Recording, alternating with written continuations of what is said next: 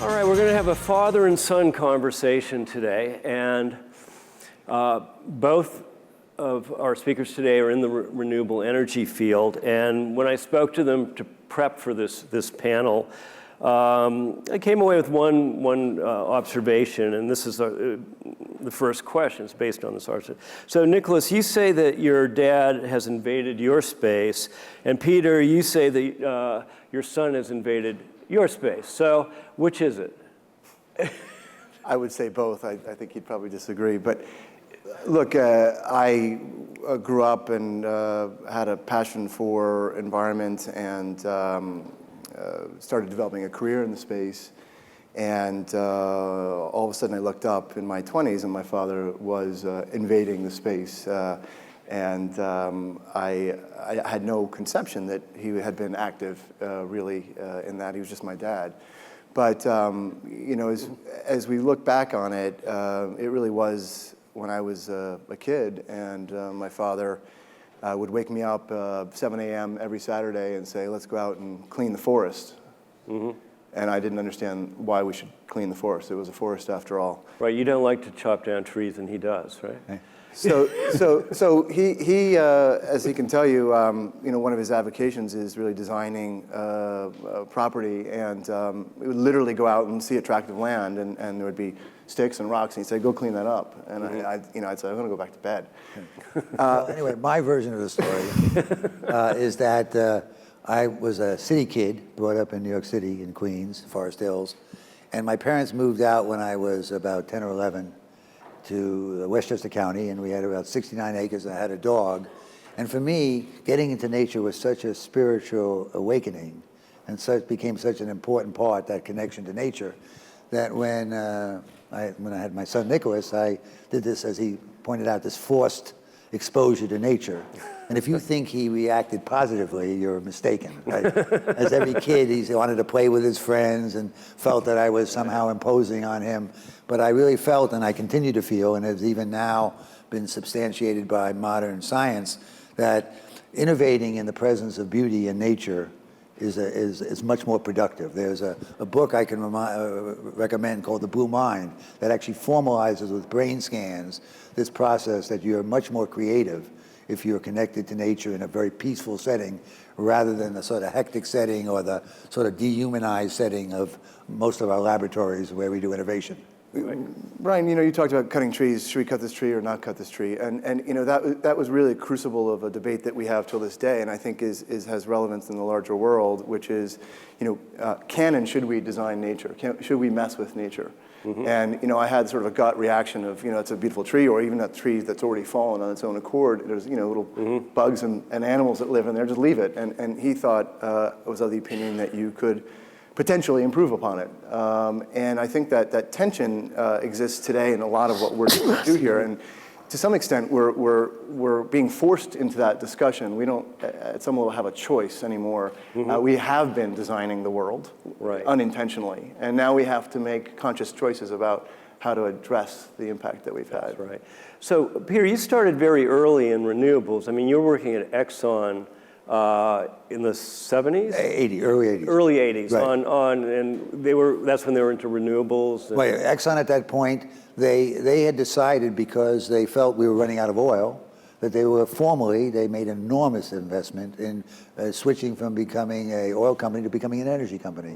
Mm-hmm. They hired 1,000 PhDs, best minds in the country, spent $250 million building a laboratory.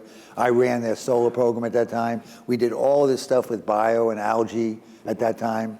And then Saudi Arabia decided we were getting too successful, and they lowered the price of a barrel of oil to $10 a barrel, yep. And the party was over. Yeah, I don't want to spend too much time on this, but it's fascinating. So you were there when Exxon was doing studies on climate, and now that's part of a lawsuit that right. Eric Schneiderman in New York is bringing right. against Exxon. And you give me your view on your view on that. Well, first of all, I also did a study for them at the end when the Arabs dropped the price of oil to predict that solar would become competitive in 2014. That was in 1986, so pretty close. But anyway, the other thing, I think, if I remember that time, the climate was a completely different issue. right? It didn't have anywhere near the presence in our mind and in our culture. And so I don't think there was somebody smart enough to know at that time how serious this could be.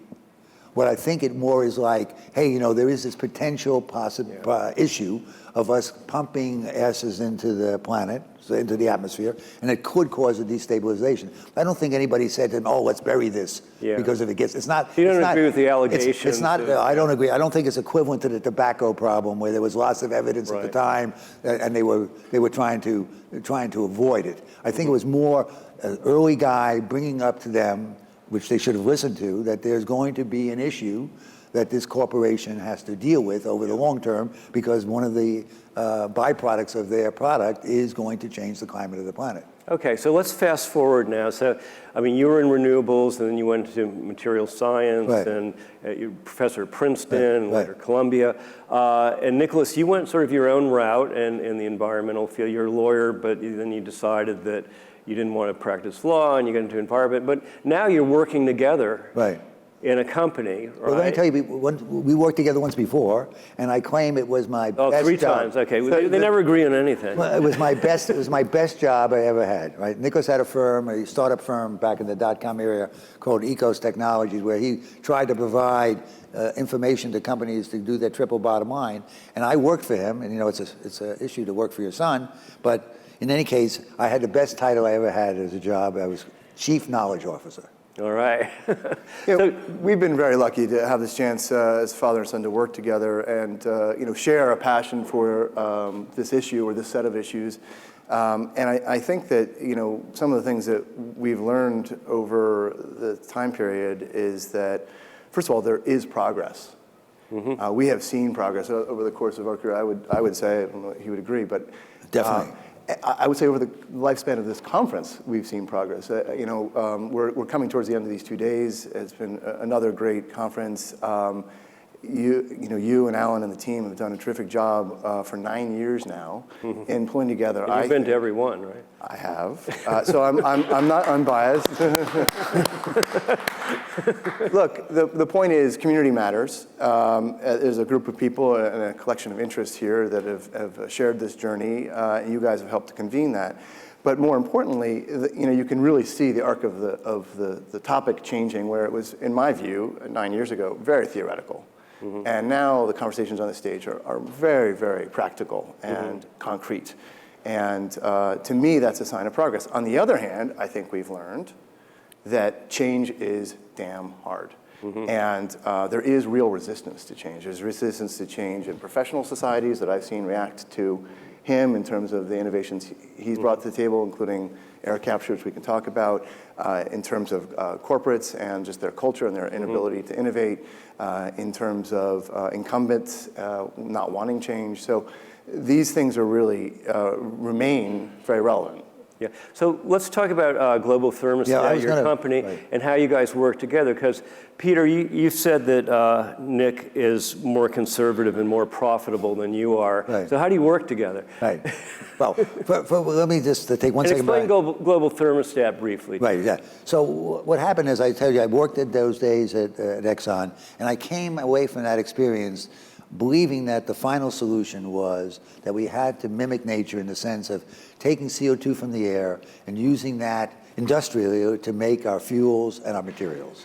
And if we could do that, we would have a sustainable solution. And anything else practiced at the global scale was going to create unintended consequences. We had to be in harmony with the carbon cycle of the planet. So I left with that. I went to Princeton. I set up an institute. I came out. And Nicholas was doing his thing in his company during that time and all the rest. And then I went to Columbia, and I set up the Earth Institute there. And I met a guy named Klaus Lackner, who was doing some air capture at the time. And I invited him to give a guest lecture in my talk. And when I heard what he was doing, I ran up to him after the class and said, you know, Klaus, if we could run this machine with a solar energy source, then we'd have the input that I'm looking for in this final solution. Well, Klaus was a more conservative guy than me, and he said, look, I'm having trouble making one technology work. I'm not going to combine it with the problem of solar, right? So what we did is we split our ways, but we're best of friends today. And I set about trying to designed this technology. And the interesting thing, and it's very relevant to something I've learned, I used to believe that what you wanted to do is make some amazing discovery and try to find out how you could use it.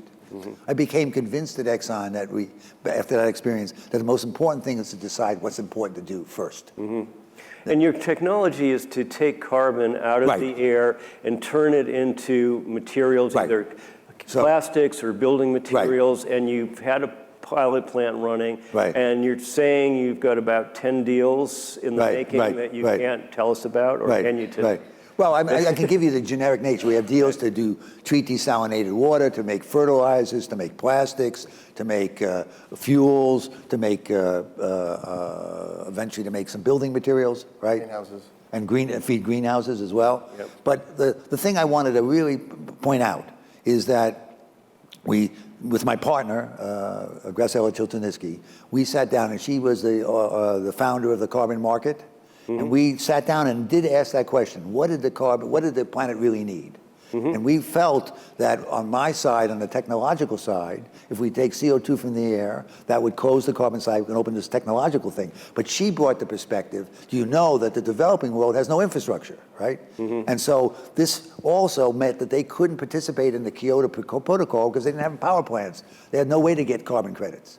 So by having a technology that has as its inputs to production just CO2, water, and the sun, right? That meant the developing world can participate, right? And so that is that's a side benefit that's very important about this technology. And if I can say one more final thing, what has happened now with recent developments where they've shown that you can make carbon fiber from CO2 from the air, you now have the final I believe we have the final solution where there's enough, if we start making our building materials out of carbon-based materials, we have enough to sequester the carbon we need to meet the Paris target, and we can make money doing it. And the final thing that I really feel is very important, and I've made myself a pest here at this conference, in sort of saying over and over again, listen, we have framed this problem wrong. This is not a threat. This is not us villain human beings destroying the planet. This is us going through a transition in a basic, through knowledge, to a new energy system. And that new energy system is going to unleash a great era of prosperity and better human conditions for the humans and better for the planet, because we now know that's a problem.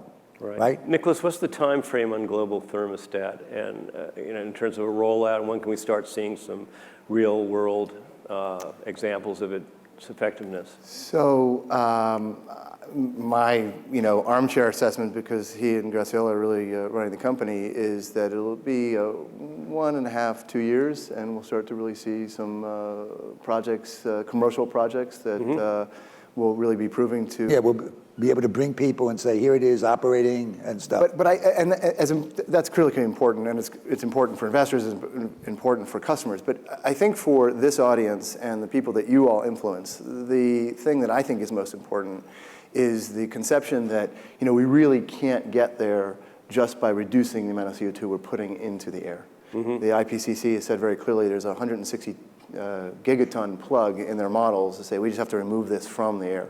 So it's not either or, it's and. We need to, as rapidly as possible, reduce our fossil generation and emissions, but we also absolutely have to capture CO2 from the air somehow. Hopefully it's global thermostat, and hopefully 20 other companies, or 100. But we both travel around the world. We talk to people who are in real positions of influence in the energy and climate debate, and the clarity around that is just not yet there. Right. I'm glad you brought that up. I really think people have developed the belief that renewable energy is a surrogate for the solution, and that somehow if we just go to clean energy, the rest will evolve. And it's really flawed. And what's also more problematic tactically, in the energy space, you're up against a industry that has hundreds of years of learning. They've reduced their costs down, and you have a real hurdle rate. In converting CO2 to materials and fuel, you don't have an industry that you're competing against. No, it's a new approach. It's a new industry. It's a new industry, and therefore, one of the things to remember is the cost of carbon. Our technology can take CO2 out of the air for under $50 a ton. That means we can beat as a source of carbon for making everything if a barrel of oil costs more than $20 a barrel. Okay, we're out of time here, so I'm going to sum up by recounting something you said to me. You said you've been lucky to work together and to bring generational energy to the business. And you've also, in working together, you've discovered what you call the Eisenberger principle, which is worry, but be happy. Right. Thank you very much, Thank you. Peter, Thank you. Nicholas. Thank you. Thank you. Very well done. Thank you. Very well done.